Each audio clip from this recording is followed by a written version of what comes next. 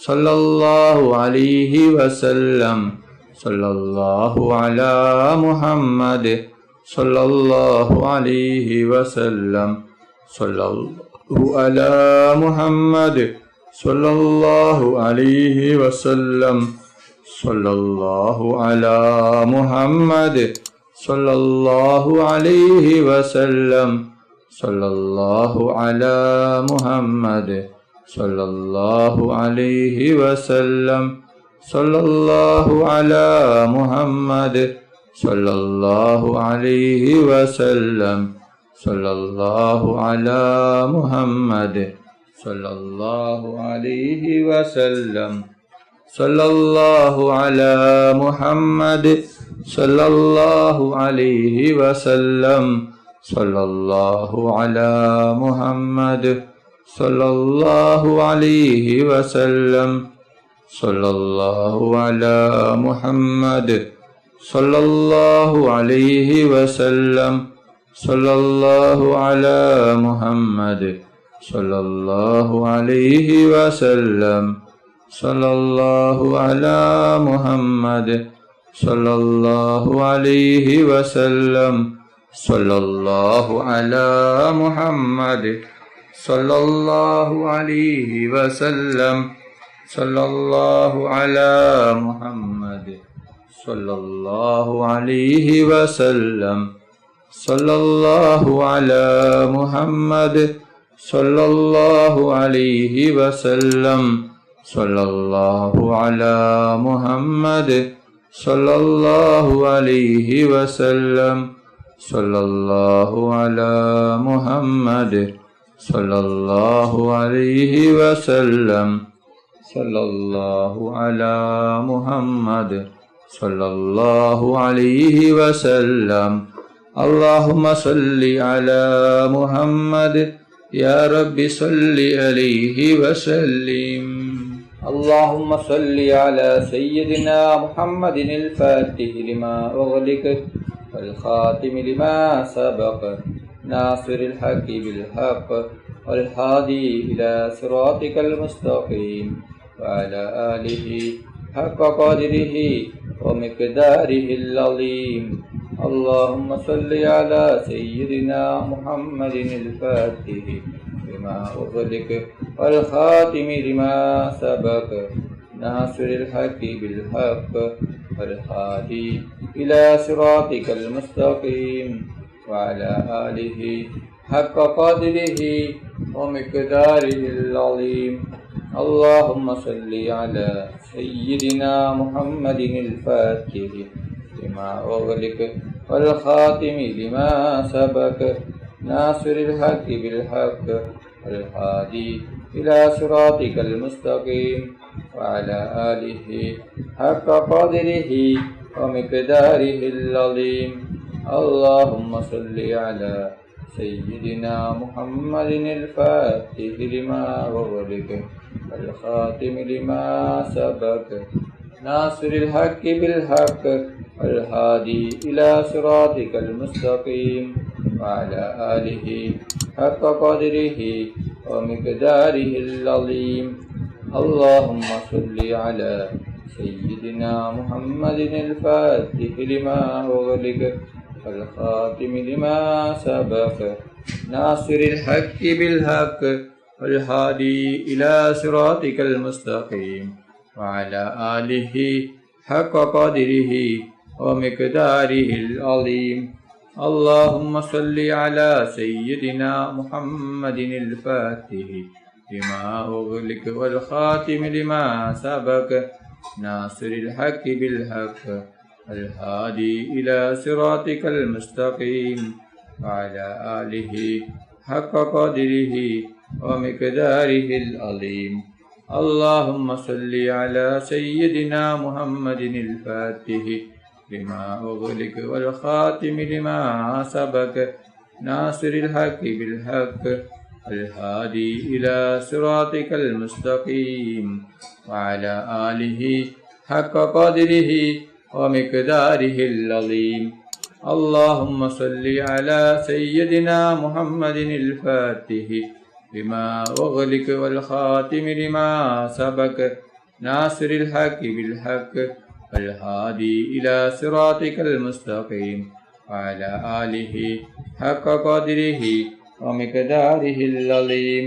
اللهم صل على سيدنا محمد الفاتح لما أغلق والخاتم لما سبق ناصر الحق بالحق والهادي إلى صراطك المستقيم وعلى آله حق قدره ومقداره العظيم.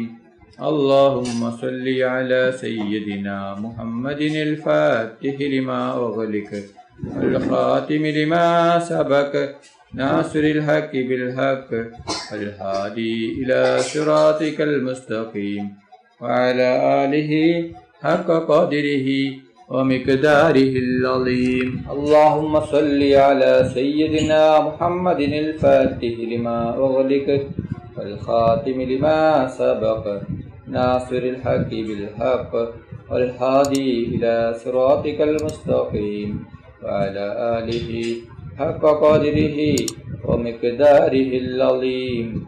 اللهم صل على سيدنا محمد الفاتح لما أغلق والخاتم لما سبق ناصر الحق بالحق والهادي إلى صراطك المستقيم وعلى آله حق قدره ومقداره العظيم.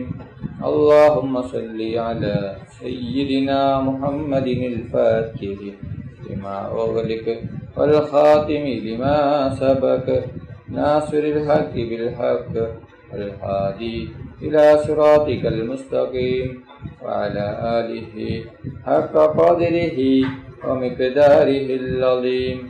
اللهم صل على سيدنا محمد الفاتح لما أغلق والخاتم لما سبق ناصر الحق بالحق والهادي إلى صراطك المستقيم وعلى آله حق قدره ومقداره العظيم. اللهم صل على سيدنا محمد الفاتح لما أغلق والخاتم لما سبق ناصر الحق بالحق والهادي إلى صراطك المستقيم وعلى آله حق قدره ومقداره العظيم. اللهم صل على سيدنا محمد الفاتح لما أغلق والخاتم لما سبق ناصر الحق بالحق الهادي إلى صراطك المستقيم وعلى آله حق قدره ومقداره العظيم. اللهم صل على سيدنا محمد الفاتح لما أغلق والخاتم لما سبق ناصر الحق بالحق الهادي إلى صراطك المستقيم وعلى آله حق قدره ومقداره العظيم. اللهم صل على سيدنا محمد الفاتح لما أغلق والخاتم لما سبق ناصر الحق بالحق والهادي إلى صراطك المستقيم وعلى آله حق قدره ومقداره العظيم. اللهم صل على سيدنا محمد الفاتح لما أغلق والخاتم لما سبق ناصر الحق بالحق الهادي إلى صراطك المستقيم وعلى آله حق قدره ومقداره العظيم.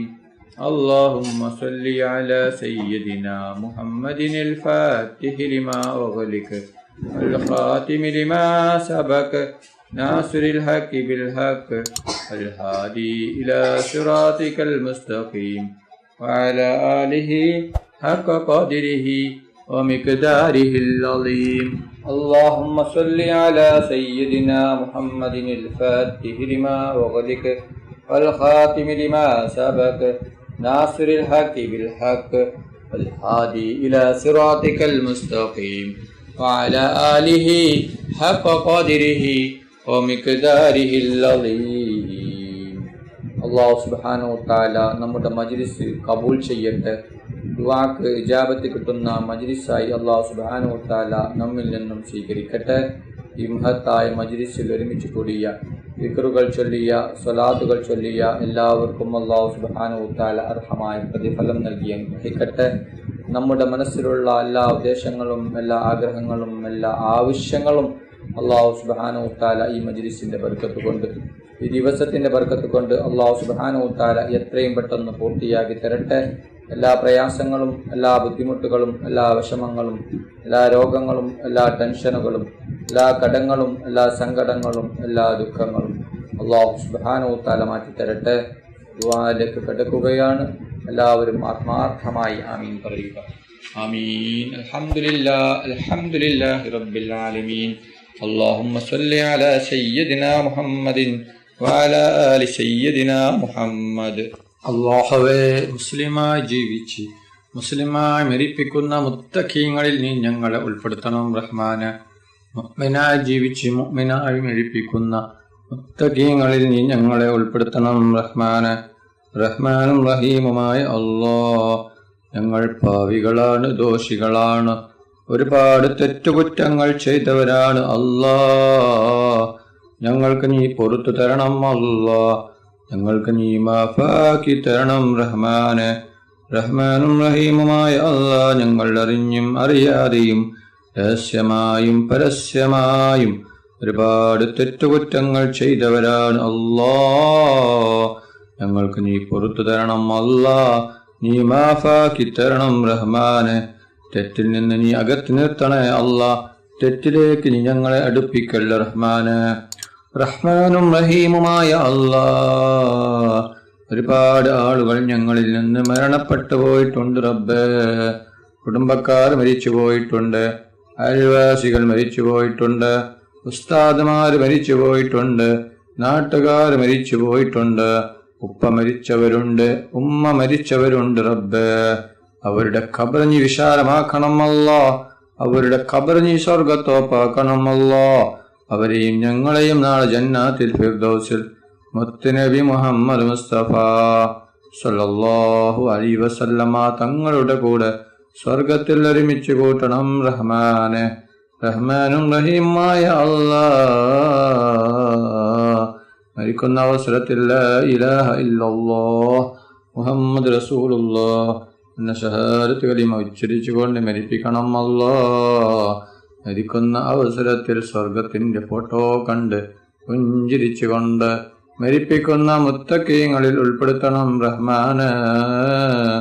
റഹ്മാനും റഹീമുമായ അല്ലാഹ്, ഒരുപാട് ആളുകൾ രോഗം കൊണ്ട് ബുദ്ധിമുട്ടുകയാണ്.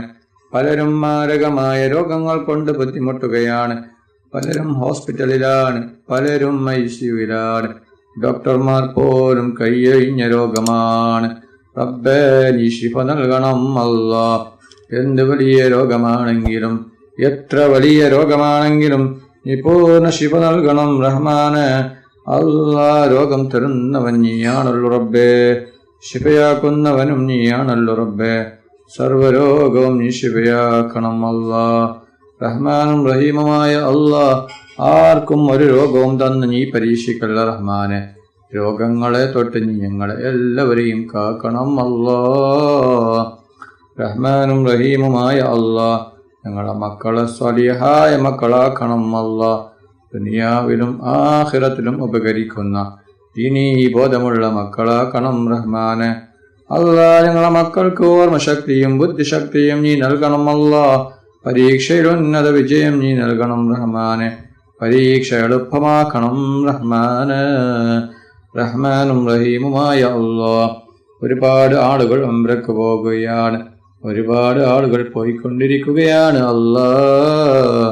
അവർക്ക് ആരോഗ്യത്തോടെ ആഫിയത്തോടെ ഉംറ ചെയ്യുവാനുള്ള തൗഫീഖ് നീ നൽകണം അല്ലാഹ്.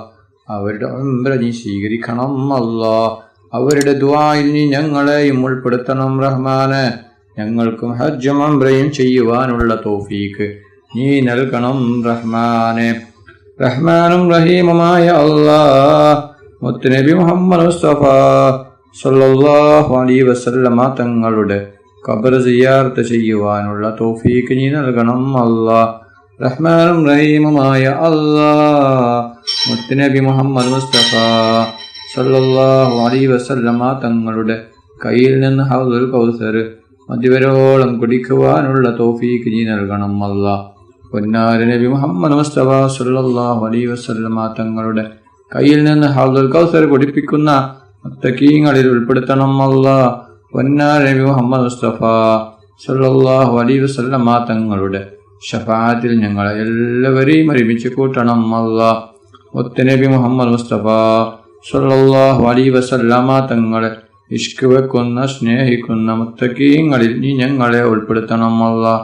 പൊന്നാര നബി മുഹമ്മദ് മുസ്തഫ സല്ലല്ലാഹു അലൈഹി വസല്ലമ തങ്ങളുടെ മേൽ സ്വലാത്ത് ഏറ്റി ചൊല്ലുന്ന മുത്തഖീങ്ങളിൽ നീ ഞങ്ങളെ ഉൾപ്പെടുത്തണം റഹ്മാനെ. റഹ്മാനും റഹീമുമായ അല്ലാഹ്. മുത്തുനബി മുഹമ്മദ് മുസ്തഫ സല്ലല്ലാഹു അലൈഹി വസല്ലമ തങ്ങളെ സ്വപ്നത്തിലും ഉണർവിലും നീ കാണിച്ചു തരണം അല്ലാഹ്. റഹ്മാനും റഹീമുമായ അല്ലാഹ്. ഒരുപാട് ആളുകൾ കടങ്ങൾ കൊണ്ട് ബുദ്ധിമുട്ടുകയാണ് അല്ലാഹ്. കോടികൾ കടങ്ങളാണ്, ലക്ഷങ്ങൾ കടങ്ങളാണ്, പതിനായിരങ്ങൾ കടങ്ങളാണ്. വീടാൻ ഒരു വഴിയുമില്ലല്ലോ റബ്ബേ.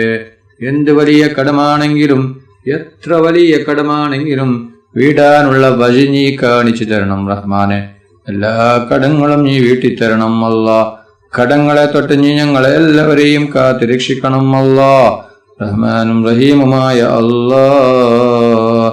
അപകടങ്ങളെ തൊട്ട് നീ കാക്കണം അല്ലാഹ്. അപകട മരണങ്ങളെ തൊട്ട് നീ കാക്കണം റഹ്മാനെ. എല്ലാവിധ അപകടങ്ങളെ തൊട്ടും നീ ഞങ്ങളെ രക്ഷിക്കണം റഹ്മാനെ. റഹ്മാനും റഹീമുമായ അല്ലാഹ്. ദുആ കൊണ്ട് വസിയ്യത്ത് ചെയ്ത പലരും ഉണ്ട് റഹ്മാനെ. അവരുടെ ദുആ നീ സ്വീകരിക്കണം അല്ലാഹ്. അവരുടെ ഉദ്ദേശം നീ പൂർത്തിയാക്കി കൊടുക്കണം അല്ലാഹ്. അവരുടെ വിഷമങ്ങളും പ്രയാസങ്ങളും നീ മാറ്റി കൊടുക്കണം റഹ്മാനെ. റഹ്മാനും റഹീമുമായ അല്ലാഹ്. വീടില്ലാതെ കഷ്ടപ്പെടുന്ന ഒരുപാട് പേരുണ്ട് റബ്ബേ. അവർക്ക് നീ ഖൈറായ വീട് കൊടുക്കണം അല്ലാഹ്. വീടിന്റെ പണി തുടങ്ങിയിട്ടും പൂർത്തിയാക്കാൻ പറ്റാത്ത ഒരുപാട് ആളുകളുണ്ട് അല്ലാഹ്. അവരുടെ വീടിന്റെ പണി എത്രയും പെട്ടെന്ന് പൂർത്തിയാക്കി കൊടുക്കണം റഹ്മാനെ. വർഷങ്ങളായി വാടക വീട്ടിൽ താമസിക്കുന്നവരുണ്ട് അല്ലാഹ്. അവർക്ക് വീട് സ്വന്തമായിട്ട് വീട് കൊടുക്കണം അല്ലാഹ്. അല്ലാഹ് അവർക്ക് വീട് കെട്ടാനുള്ള വഴി നീ തുറന്നെടുക്കണം റഹ്മാനെ. അതിനുള്ള എല്ലാ സാമ്പത്തികവും നീ നൽകണം റഹ്മാനെ. റഹ്മാനും റഹീമുമായ അല്ലാഹ്. ജോലിയിൽ നീ ബർക്കത്ത് ചൊരിയണം അല്ലാഹ്. ബിസിനസ്സിൽ നീ ബർക്കത്ത് ചൊരിയണം അല്ലാഹ്. അല്ലാഹ് ജോലിയില്ലാത്തവർക്ക് നീ ഖൈറായ ജോലി കൊടുക്കണം അല്ലാഹ്. മക്കളില്ലാത്തവർക്ക് നീ സ്വാലിഹായ മക്കളും കൊടുക്കണം റഹ്മാനെ. റഹ്മാനും റഹീമുമായ അല്ലാഹ്.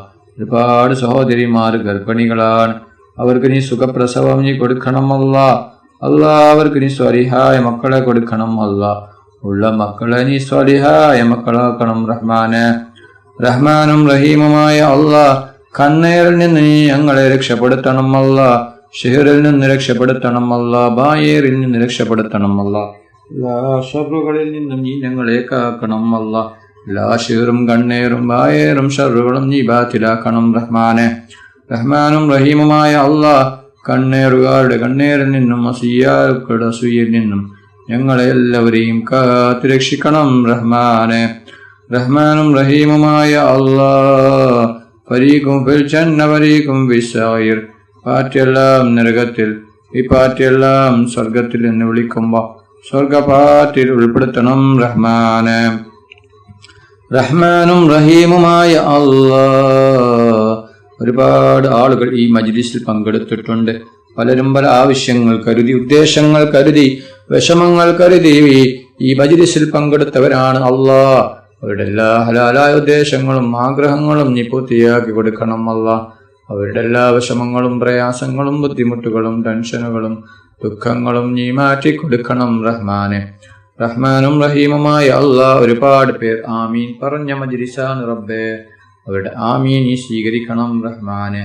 റബ്ബനാ തഖബ്ബൽ മിന്നാ ഇന്നക അൻതസ് സമീഉൽ അലീം വതുബ് അലൈനാ ഇന്നക അൻതത് തവ്വാബുർ റഹീം. ആമീൻ ആമീൻ ആമീൻ ബിറഹ്മതിക യാ അർഹമർ റഹീമീൻ.